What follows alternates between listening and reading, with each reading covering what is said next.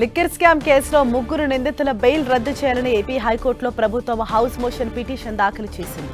విచారణకు హైకోర్టు అనుమతి కోసం ప్రాసిక్యూషన్ వేచి చూస్తున్నారు.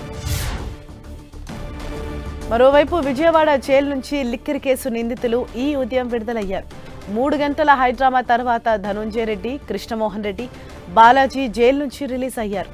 ఇద్దరి షూరిటీ ₹1,00,000 పూచీకత్తుతో ఏసీబీ కోర్టు బెయిల్ మంజూరు చేసింది. విదేశాలకు పారిపోకుండా పాస్పోర్ట్ అప్పగించాలని నిందితులను ఏసీబీ కోర్టు ఆదేశించింది. ఇప్పటికే ఈ కేసులో దిలీప్ కు బెయిల్ మంజూరు చేసింది ఏసీబీ కోర్టు. దీంతో ఇవాళ ముగ్గురు నిందితులు విజయవాడ జైలు నుంచి విడుదలయ్యారు.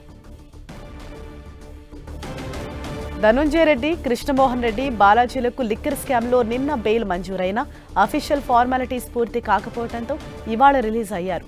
ఇప్పటికే ఈ కేసులో నిందితులుగా ఉన్న A30 దిలీప్కి బెయిల్ మంజూరు చేయగా ఇప్పుడు A31, A32, A33లకు బెయిల్ మంజూరు చేసింది కోర్టు. అటు నిన్న ఏపీ లిక్కర్ స్కామ్ కేసులో 48 రోజులుగా రాజమండ్రి సెంట్రల్ జైల్లో రిమాండ్లో ఉన్న ఎంపీ మిథున్ రెడ్డి ఎట్టకేలకు జైలు నుంచి విడుదలయ్యారు.